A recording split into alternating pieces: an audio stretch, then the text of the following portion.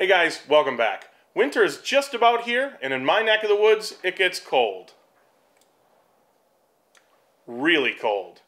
This week, I'm going to insulate my garage door to try and keep a little bit more of the warmth inside my shop. If you want to see how I did it, stay tuned.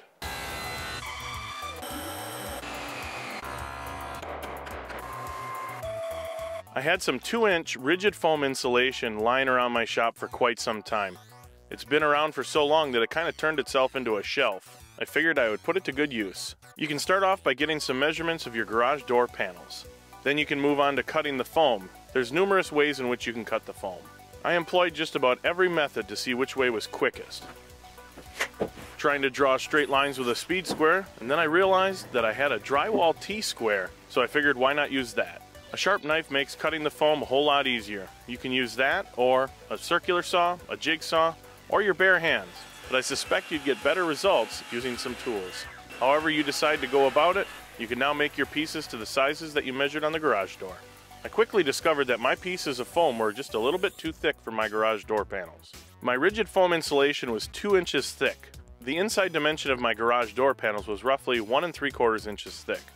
I figured a router would make quick work with a rabbiting bit so that I could just rabbit about 1/4 inch on each of the edges of the panels. That way it was able to slide into the opening and not bulge the garage door.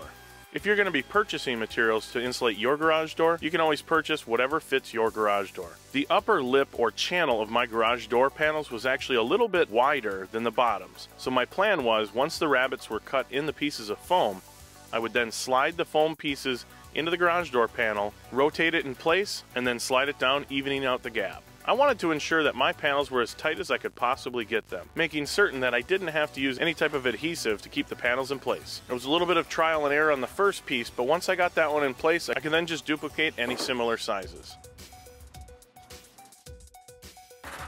A cross member needed to be removed to slide my bottom pieces in, but that was quick work. The upper panel had one of those cross members as well, but I could actually slide the foam underneath. The area I had to take out was larger than my rabbet bit, so I just cut that portion by hand. I could already notice the difference standing next to the insulated portion of the garage door versus the uninsulated portion. Here you can see I cheated a little bit. I have one of these really nice pumping suction cups, so I was able to apply that to the foam and then position the piece accordingly. And due to copyright reasons, I can't play the song that apparently came over the radio and made me want to dance. Maybe I was just happy that I was making progress. Then it's just a matter of cutting more panels and fitting them into place. Nothing all too interesting. Here you can see that suction cup again as I make sure that piece is nice and even in the opening. Well, with this all done, bring on the cold weather. I've already noticed it's a lot more comfortable out in the shop. Before, when I just had the bare metal, you could feel the cold just radiating in, and it just didn't make it very comfortable to be around. Now, with the foam board up, it's warm to the touch where the foam is, and I don't feel very much of that radiating back into the room. And I think it's going to save me a lot of money in the long run, being I'm doing a lot more projects out in the cold weather, and I'm having to heat the shop. You don't necessarily have to take the route I did with the router and jamming it up into the channels.